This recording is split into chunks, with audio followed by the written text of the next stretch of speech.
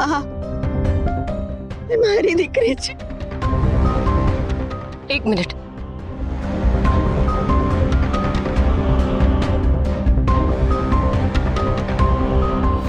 હા જો, આ છોકરી તમારી દીકરી છે?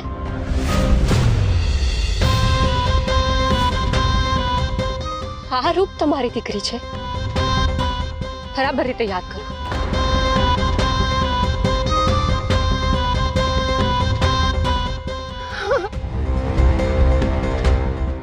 હું સાચું કહું છું, આજ મારી દીકરી છે. તમે આને કેવી રીતે ઓળખો છો?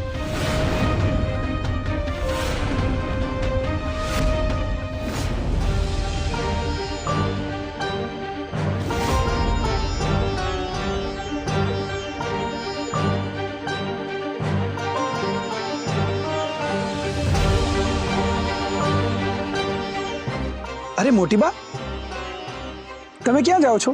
હું તમને ક્યાંય ડ્રોપ કરી દઉં?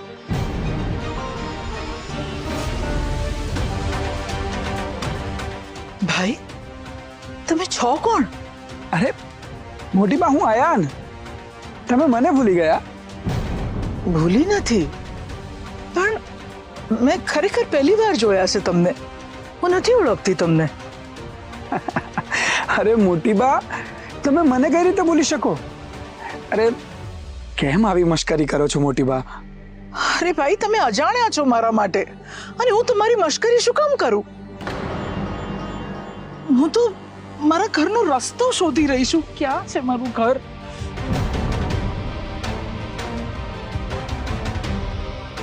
તમારા જ ઘરમાં રસ્તો શોધી રહ્યા છો? આ તો રહ્યું તમારું ઘર.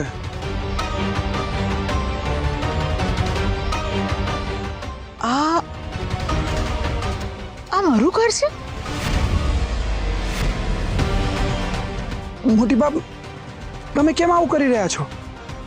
મારાથી કઈ ભૂલ થઈ છે? જો ભૂલ થઈ હોય ને તો બે હાથ જોડીને તમારી માફી માંગુ છું, પણ આ રીતે મારી જોડે પારકા જેવું વર્તન ન કરો મોટી બા. આ આયાન અને મોટી બા શું વાત કરે છે?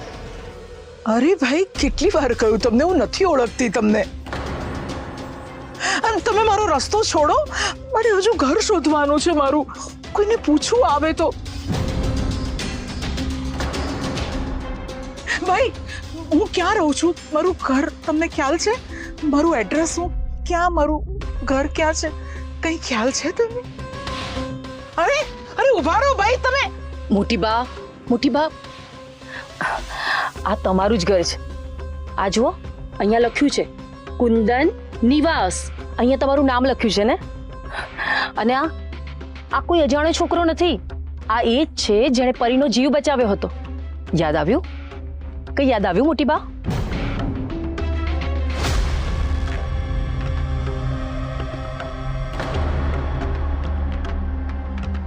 મોટી બા, કઈ વાંધો નહીં, ચલો અંદર.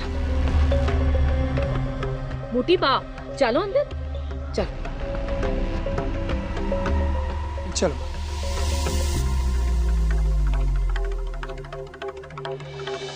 આવો મોટી બા. આ જુઓ મોટી બા, આ છે આપણું ઘર, અને આ છે આપણો બગીચો. અને આ જુઓ મોટી બા, આ આપણા હિંચકા. અને ત્યાં જો, એ છે આપણો તુલસી ક્યાર, જ્યાં તમે રોજ પૂજા કરો છો. કઈ યાદ આવ્યું મોટી બા?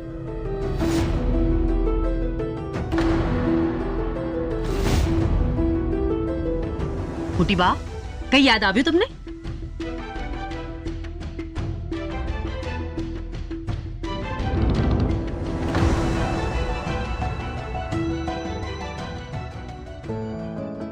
મીરા વહુ, શું થયું?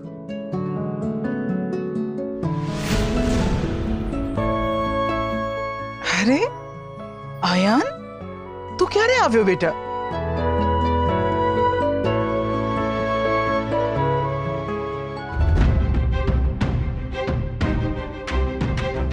શું થયું? કંઈક કર્યું? મોટી બાપ, સમજી ગઈ હું. પાછું બધું ભૂલી ગઈ.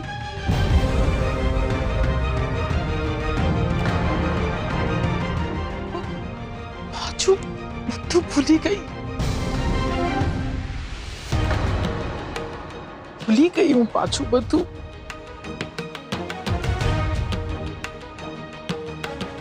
આંટી, આ મોટી બાને શું થયું? હું કંઈ સમજો નહીં. મોટી બાને અલ્ઝાઇમર છે, એટલે કે બધું જ ભૂલવાની બીમારી.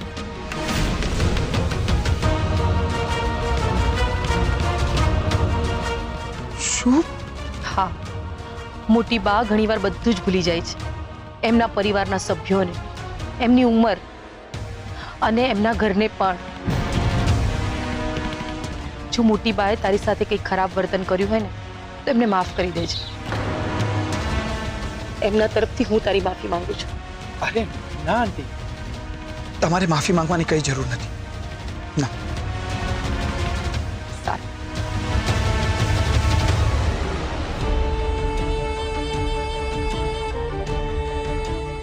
મોટી બાને અલ્ઝાઇમર છે. મને ખબર નહોતી કે સામાન્ય લાગતા મોટી બાને આટલી મોટી બીમારી છે. મોટી બા આવી મોટી પરિસ્થિતિમાંથી પસાર થવા છતાંય કેટલી મજબૂતાઈથી રહે છે અને આખું ઘર સાચવે છે. ખરેખર મોટી બાનું વ્યક્તિત્વ ખૂબ જ ઉદાર છે.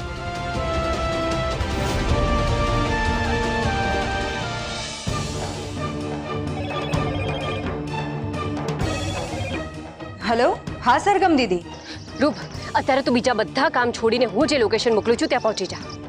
પણ થયું છે શું? રૂપ, ચિંતા કરવાની જરૂર નથી. હું ધ્વનિત સાથે વાત કરી લઉં છું. તું એની સાથે બસ અહીંયા આવી જા જલ્દી જ. ઠીક છે, હું આવું છું.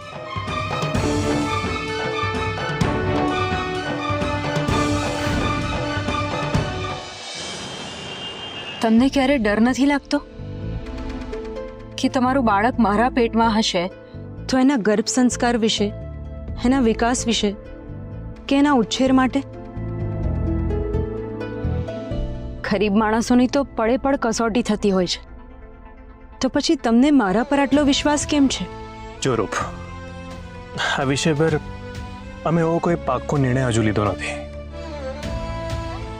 અને મારું માનવું એમ છે કે માણસ ગરીબ કે અમીર, એની પાસે કેટલી સંપત્તિ છે, કેટલું ધન છે, કેટલા પૈસા છે, એનાથી નથી થતો.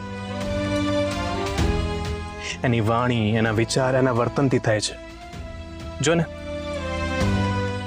માણસ કરોડપતિ હોય પણ એને દાન કરવાના, સેવા કરવામાં જીવ ના ચાલે તો એના પૈસા કંઈ જ કામના નથી. અને જેની પાસે પોતાના માટે પણ પૈસા ના હોય, એ બીજાના માટે કંઈ પણ કરવા માટે તૈયાર થઈ જાય ને, તો એ દિલનો સૌથી અમીર માણસ છે.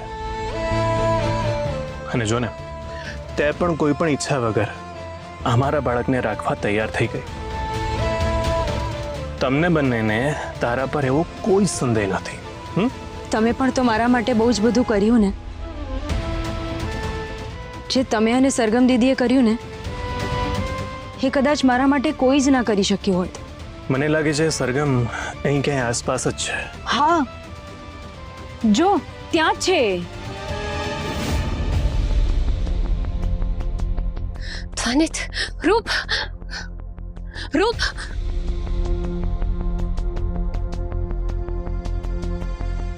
સરગમ દીદી, રૂપ, રૂપ, આ જો.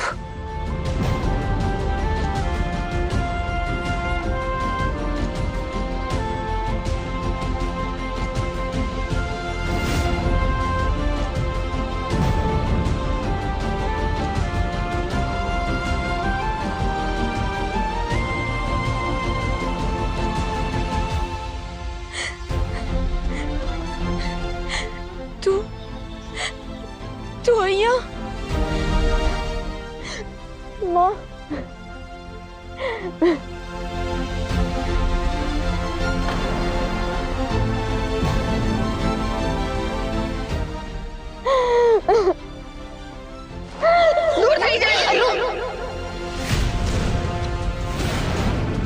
હું મારી જમીન કોઈને નહીં આપું. હું મારી જમીન નહીં જવા દઉં. હું મારું ઘર કોઈને નહીં આપું.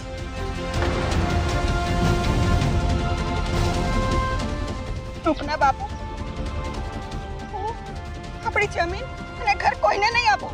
હું નહીં જવા દઉં. નહીં જવા દઉં. માં, કઈ નહીં થાય આપણા ખેતરને. કોઈ નહીં લઈ જાય. આપણે આપણા ખેતરને કઈ નહીં થવા દઈએ માં. કઈ નહીં થવા દઈએ.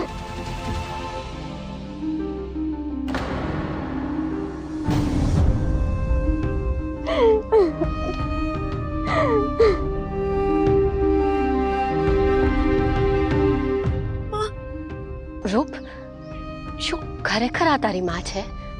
હા, એ સમયે એ ગુંડાઓએ મને અને મારી માને એક અંધારી કોઠડીમાં બંધ કરી દીધા હતા. હું તો મારી જાતને બચાવીને નીકળી ગઈ, પણ મારી માં ત્યાંથી બચીને ના નીકળી શકી. હું બહુ જ પ્રયત્ન કરતી રહી જેથી કરીને હું મારી માને ત્યાંથી બચાવી શકું, પણ દર વખતે હું એ ગુંડાઓ સામે હારી ગઈ.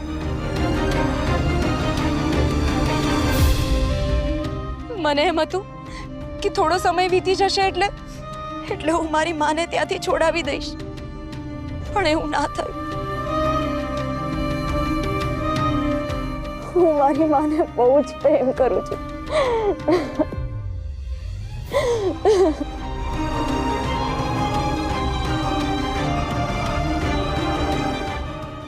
માં, તું જરાય ચિંતા ના કરીશ. એ આપણું જ ખેતર છે અને એ ખેતરને આપણાથી કોઈ દૂર નહીં કરી શકે. અને તને અને મને પણ કંઈ નહીં થાય. તું ચિંતા ના કરીશ. હા માં.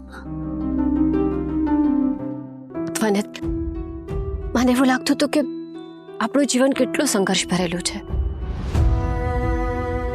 પણ જો રૂપને તો જો, એ તો આપણા કરતા પણ વધારે વિકટ પરિસ્થિતિમાંથી પસાર થઈ રહી છે.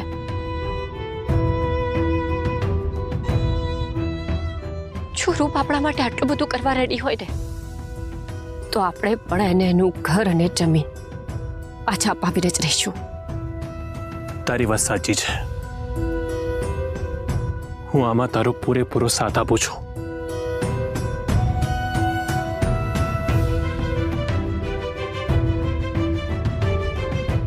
રૂપ,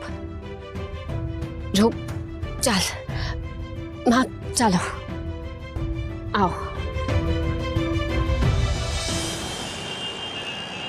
આવો માં.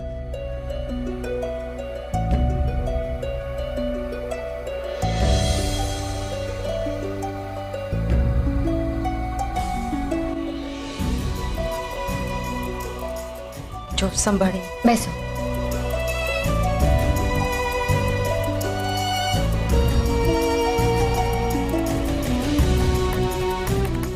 રૂપ, તો એમની સાથે રહેજે. એમને કંઈ પણ જોઈએ તો એમને આપી દેજે. એમની સંભાળ રાખજો, ઓકે? હું ને સરગમ મોટી બા અને મિરાંડીને મળીને આપી, ઓકે? ચાલ.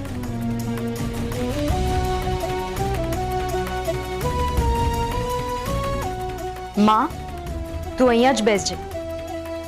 હું તારા માટે પાણી લઈને આવું છું. ક્યાંય જતી નહીં, હા?